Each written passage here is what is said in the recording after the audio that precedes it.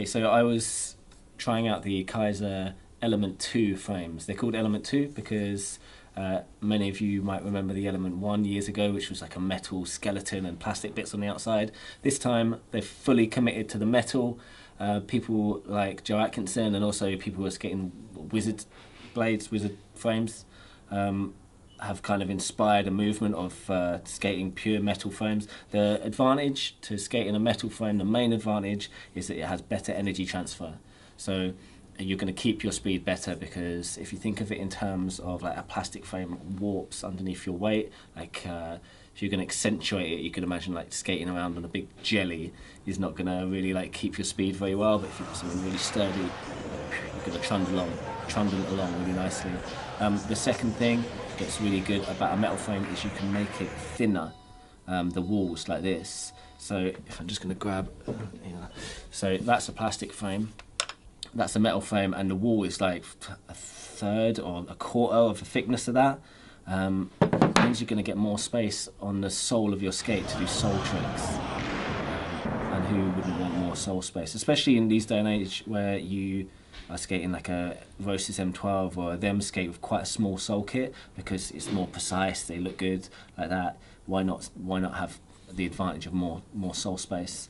The one thing I noticed that I didn't really think about previous to trying them was that when you grind on the sole, the rail or the ledge is brought closer to the middle of your foot because you've got a less thick frame wall like this. I felt like on Elite Fish frames I was much more balanced and much more sturdy on the grind, because it was almost like more central to my foot, the grind. So I really enjoyed that about them. I enjoyed like how directional they felt in terms of like that when I was on the grind, it felt like it wasn't going anywhere. Again, that's probably to do with the flex of the skate, that not having as much flex in them. Really solid. I've just had a really great time just coming off grinds and feeling solid about it. This particular frame takes the wheel setup for me was perfect. It was 68mm, 60, 60, 68.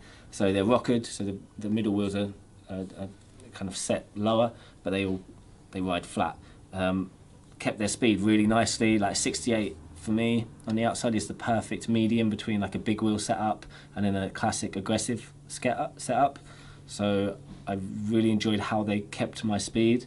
I was the two things I was really worried about these was it's got a big groove on it, like it's got this big old deep groove, and when you compare it to the solar frames, you can see like this looks more refined, the solar one, like you're gonna be, just looks more accurate and less clumsy.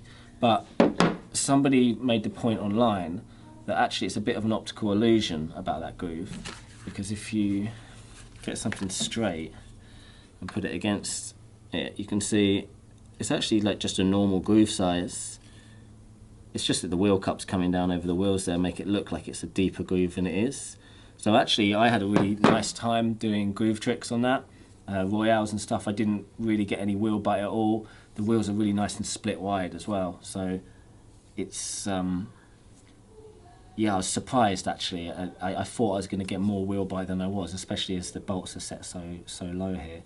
But it worked perfectly for me. The other thing that's the absolute winner with these frames is the sound they make when you grind. And this is what Joe Atkinson was talking about in the Jump Street podcast, was that you're actually literally grinding. It's like the definition of grinding. It's metal against metal, which just felt like you were doing it properly. There was something really good and wholesome and fun about it. There was a couple of occasions where the metal actually felt quite slow against the metal coping, because I guess there's a little bit of friction where it's metal on metal, but it wasn't in the same way as when you have a slow plastic frame on metal where it kind of almost just comes to a stop. You just felt a lot of friction, and it almost felt like I just needed to commit more and push through. I could push through and just like grind more. I liked that. I thought it was good. I think they could have potential to make you skate a bit more properly. The other one as well was David Sizemore was talking about the thickness of the frame and how it makes you do topsides more topside. And you can imagine that, because if you've got a plastic frame like that, you get all this, you kind of get this cheating, not cheating, but you don't have to bone your foot over as much for it to hit the frame wall.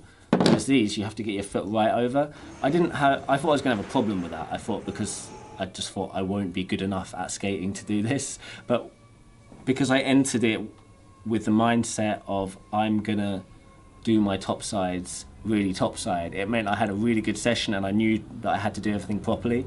And yeah, I had no problems at all. It just everything felt super proper and real. Yeah, that's it.